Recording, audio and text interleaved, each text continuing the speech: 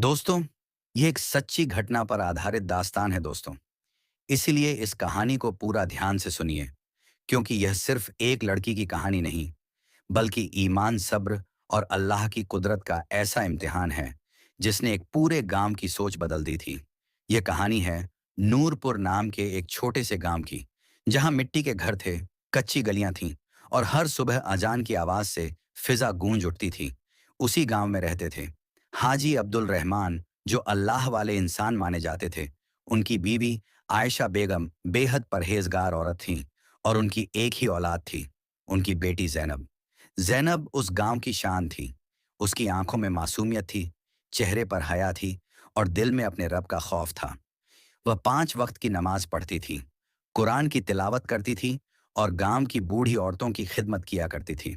लोग कहा करते थे कि हाजी साहब की बेटी सच में शहजादी है, क्योंकि उसके अखलाक और तहजीब में एक अलग ही नूर था।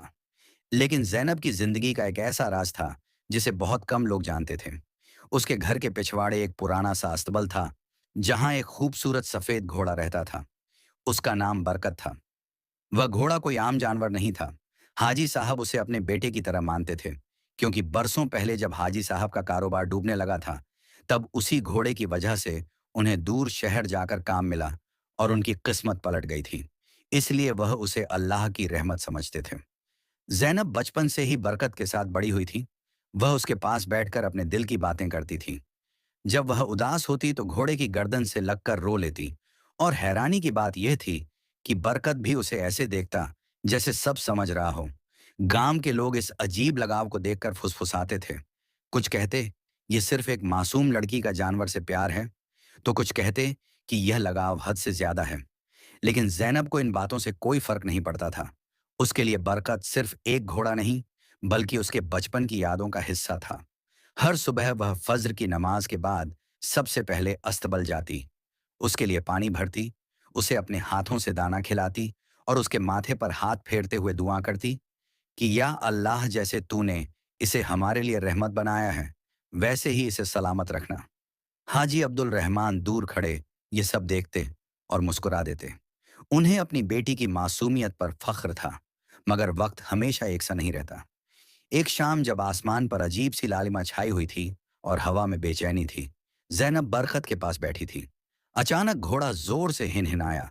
उसकी आंखों में अजीब सी दहशत थी। जैनब घबरा गई। उसने पहली बार बरकत को इस तरह बेचैन देखा था। उसी वक्त हाजी साहब भी वहां आ पहुंचे। उन्होंने घोड़े को शांत करने की कोशिश की, लेकिन वह बार बार जमीन पर खुर मार रहा था, जैसे किसी अनदेखे खतरे की आहट दे रहा हो। उस रात जैनब को नींद नहीं आई। उसके दिल में एक अजीब सा डर बैठ गया था। उसे महसूस हो रहा था कि उसकी जिंदगी में कोई बड़ा तूफान आने वाला है। गांव के कुछ लोग कहते थे कि जानवरों को आने वाली मुसीबत का पहले ही इल्म हो जाता है।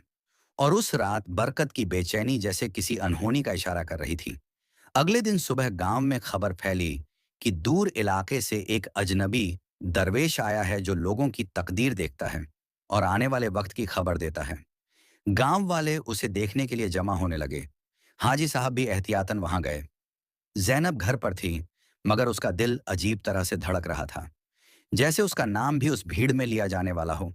उसे क्या मालूम था कि उसकी मासूम जिंदगी अब एक ऐसे मोड़ पर आने वाली है, जहां से लौटना आसान नहीं होगा।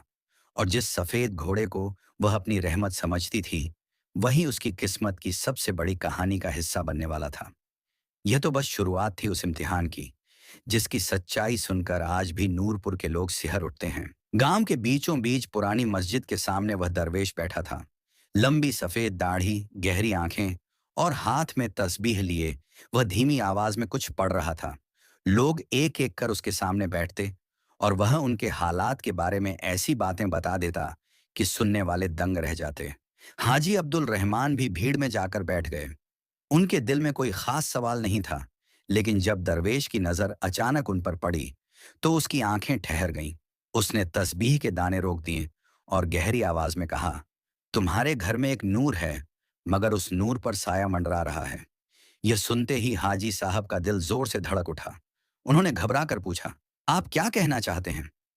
दरवेश ने आंखें बंद कर लीं और बोला, तुम्हारी बेटी जैनब की तकदीर में बड़ा इम्तिहान लिखा है। उसकी जान पर खतरा है, और यह खतरा किसी इंसान की नफरत से पैदा होगा भीड़ में सन्नाटा छा गया। हाजी साहब के होंठ सूख गए। उन्होंने कांपती आवाज में पूछा, उससे बचने का रास्ता क्या है?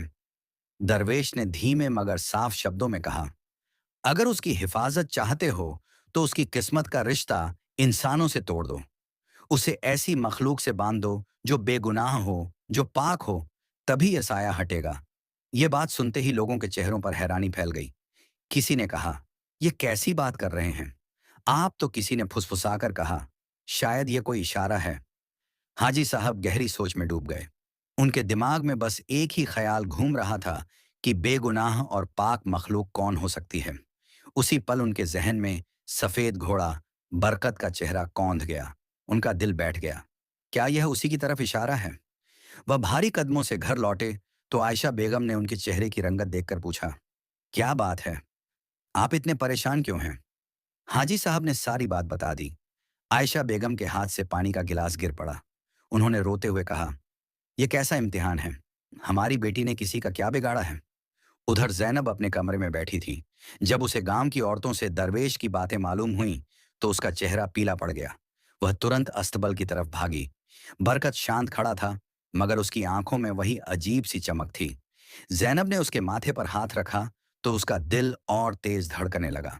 उसने धीमी आवाज में कहा, अगर मेरे नसीब में कोई तूफान है तो या अल्लाह मुझे सब्र दे, मगर मेरे वालिदैन को हिम्मत दे। उस रात घर में कोई चैन से नहीं सोया।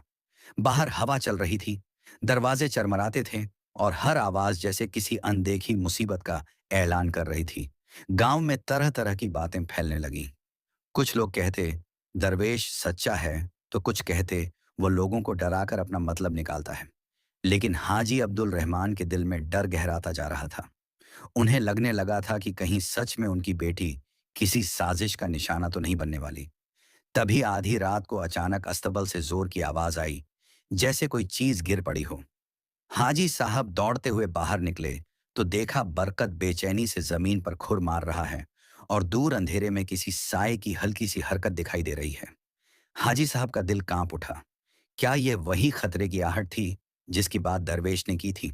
उन्हें महसूस हुआ कि वक्त बहुत कम है और फैसला बहुत बड़ा, क्योंकि अब मामला सिर्फ अंधविश्वास का नहीं, बल्कि उनकी बेटी की जिंदगी का बन चुका था। और यही सोच उनके दिल को अंदर ही अंदर तोड़ने लगी कि क्या सच में उन्हें वह कदम उठाना पड़ेगा जिसकी कल्पना से ही रूह कांप जाती है। उस रात के बाद हाजी अब्दुल रहमान बिल्कुल बदल गए थे। उनकी आंखों के नीचे काले घेरे पड़ गए थे और चेहरे की रौनक जैसे गायब हो चुकी थी। वह हर वक्त किसी गहरी सोच में डूबे रहते। गांव में फैली अफवाहें अब और तेज हो चुकी थीं। कुछ लोग खुलकर कहने लगे थे कि जैनब पर कोई साया है, तो कुछ लोग यह कहकर आग में घी डाल रहे थे कि दरवेश अल्लाह वाला इंसान है, उसकी बात को हल्के में लेना ठीक नहीं। हाजी साहब के दिल में डर और जिम्मेदारी दोनों एक साथ लड़ रहे थे। वह बार बार उस अंधेरे साए को याद करते जो उन्होंने अस्तबल के पास देखा था। उन्हें यकीन हो चला था कि कोई उनकी बेटी को नुकसान पहुंचाना चाहता है, मगर कौन और क्यों, ये समझ से बाहर था। उसी बेचैनी में एक शाम उन्होंने गांव के कुछ बुजुर्गों को घर बुलाया। आयशा बेगम पर्दे के पीछे बैठकर सब सुन रही थी। जैनब अपने कमरे में थी, लेकिन उसके कान दरवाजे की हर आवाज पर लगे थे। हाजी साहब ने कांपती आवाज में दरवेश की कही हर बात दोहरा दी। कुछ देर तक सन्नाटा छाया रहा। फिर एक बुजुर्ग ने धीरे से कहा, अगर यह सिर्फ डर है तो उसे नजरअंदाज किया जा सकता है, मगर अगर इसमें जरा सी भी सच्चाई है तो एहतियात जरूरी है। यह सुनते ही हाजी साहब की सांस भारी हो गई। उन्होंने कहा, मैं अपनी बेटी की जिंदगी दांव पर नहीं लगा सकता। अगर उसे बचाने का एक ही रास्ता है तो मैं वह भी करूंगा, चाहे दुनिया कुछ भी कहे। यह बात जैसे हवा में जम गई। उसी रात फैसला कर लिया गया कि जैनब का निकाह बरकत के नाम से कर दिया जाएगा, ताकि जो भी दुश्मन है वह समझ ले कि लड़की अब किसी इंसान के निकाह में नहीं है और उसकी जान लेने का कोई फायदा नहीं। आयशा बेगम ये सुनकर टूट गई। उन्होंने रोते हुए कहा, क्या हमारी बेटी खिलौना है जो उसकी जिंदगी का ऐसा मजाक बनेगा? मगर हाजी साहब की आंखों में आंसू होते हुए भी एक अजीब सा यकीन था। वह बोले, अगर यह एक झूठा नाटक भी है तो भी मेरी बेटी की हिफाजत के लिए है। जैनब को जब यह बताया गया तो उसके पैरों तले जमीन खिसक गई। उसका गला सूख गया। कुछ पल के लिए उसे लगा जैसे उसकी दुनिया खत्म हो गई हो, मगर फिर उसने अपने वालिद के कांपते हाथ देखे और उनकी आंखों में छुपा डर पढ़ लिया। उसने आहिस्ता से कहा, अगर मेरे निकाह का यह तरीका मेरी जान बचा सकता है तो मुझे मंजूर है, मगर अब्बा आप वादा करें कि यह सब सिर्फ मेरी हिफाजत के लिए है। हाजी साहब ने सिर झुका लिया और उसकी पेशानी चूम ली। गांव में यह खबर आग की तरह फैल गई। लोग दबी जुबान से बातें करने लगे। कुछ ने इसे पागलपन कहा तो कुछ ने इसे मजबूरी। लेकिन तय दिन आ गया। अस्तबल के सामने सादा सा इंतजाम किया गया। कोई शोर नहीं, कोई ढोल नहीं, सिर्फ कुछ गवाह और भारी दिलों की धड़कनें। जैनब सफेद लिबास में थी। उसकी आंखें लाल थीं, मगर चेहरा सब्र से भरा था। बरकत को भी साफ सुथरा करके सजाया गया था। वह अजीब तरह से शांत खड़ा था, जैसे उसे भी आने वाले पल की गंभीरता का एहसास हो। काजी साहब ने निकाह के अल्फाज पढ़े। हवा बिल्कुल थम गई थी और हर दिल की धड़कन उस लम्हे पर ठहर गई थी। निकाह के शब्द पूरे होते ही जैनब की आंखों से आंसू बह निकले और उसी पल दूर कहीं कुत्तों के भौंकने की आवाज गूंजी, जैसे रात ने खुद इस अजीब फैसले पर गवाही दे दी हो। किसी को नहीं मालूम था कि यह सिर्फ एक दिखावा था या तकदीर का असली मोड़, क्योंकि असली तूफान अभी आना बाकी था और जो होने वाला था वह इस अजीब निकाह से भी ज्यादा डरावना साबित होने वाला था। निकाह के बाद घर के आंगन में ऐसा सन्नाटा था जैसे किसी जनाजे के बाद होता है। गांव वाले धीरे धीरे अपने घर लौट गए, मगर हर दरवाजे के पीछे उसी अजीब निकाह की चर्चा हो रही थी। जैनब अपने कमरे में बैठी थी। उसके हाथों की मेहंदी सूख चुकी थी, लेकिन दिल में एक अजीब सा खालीपन था।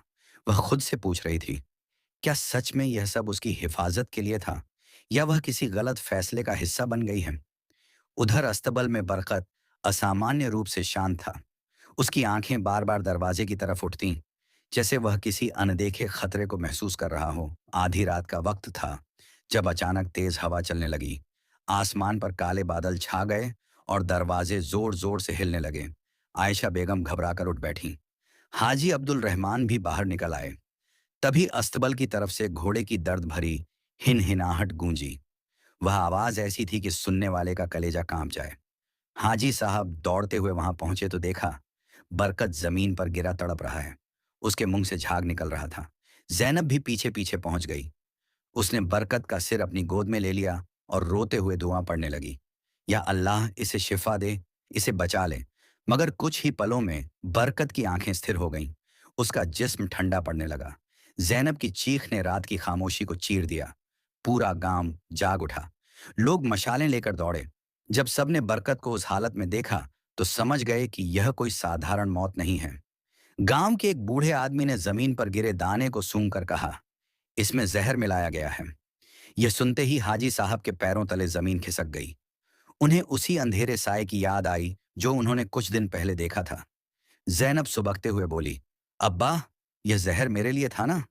अगर आज निकाह का यह नाटक ना हुआ होता तो शायद मैं जिंदा ना होती। यह सुनकर हाजी साहब की आंखों से आंसू बह निकले। उन्हें पहली बार एहसास हुआ कि दरवेश की बातों के पीछे कोई चाल थी। सुबह होते ही खबर फैली कि वह दरवेश गांव से गायब है। उसका कोई पता नहीं चला। लोगों को यकीन हो गया कि वह किसी दुश्मन का भेजा हुआ आदमी था, जिसने डर का जाल बिछाकर हाजी साहब को मजबूर किया और उसी डर का फायदा उठाकर जैनब को मारने की साजिश रची। मगर अल्लाह की मर्जी कुछ और थी। जहर घोड़े ने खा लिया और वह जैनब की ढाल बन गया। जैनब बरकत के निर्जीव जिस्म से लिपट कर रोती रही। वह कह रही थी, तू सिर्फ एक जानवर नहीं था, तू मेरी हिफाजत के लिए कुर्बान हो गया। गांव के लोग भी नम आंखों से यह मंजर देख रहे थे। उस दिन सबको समझ आ गया कि असली सच्चाई अंधविश्वास नहीं, बल्कि इंसानों की छुपी दुश्मनी थी, और यह कि कभी कभी अल्लाह अपने बंदों को बचाने के लिए ऐसे जरिए बना देता है जिनका इंसान अंदाजा भी नहीं लगा सकता। मगर इस हादसे ने जैनब के दिल पर ऐसा जख्म छोड़ा जो जिंदगी भर भरने वाला नहीं था। और हाजी अब्दुल रहमान के लिए यह एहसास काफी था कि डर के कारण लिया गया फैसला उन्हें उम्र भर याद रहेगा, क्योंकि अब उन्हें अपनी बेटी की हिफाजत के साथ साथ उस दुश्मन को भी बेनकाब करना था जिसने यह खौफनाक खेल रचा था। बरकत की मौत के बाद नूरपुर का माहौल हमेशा के लिए बदल गया था। जिस अस्तबल में कभी जैनब की हंसी गूंजती थी, वहां अब सन्नाटा बस गया था। हाजी अब्दुल रहमान ने उसी जगह को साफ करवाकर बरकत को दफनाया और उसकी कब्र के पास खड़े होकर लंबे समय तक रोते रहे। उन्हें महसूस हो रहा था जैसे उन्होंने अपने बेटे को खो दिया हो। मगर उनके दिल में एक और आग जल रही थी।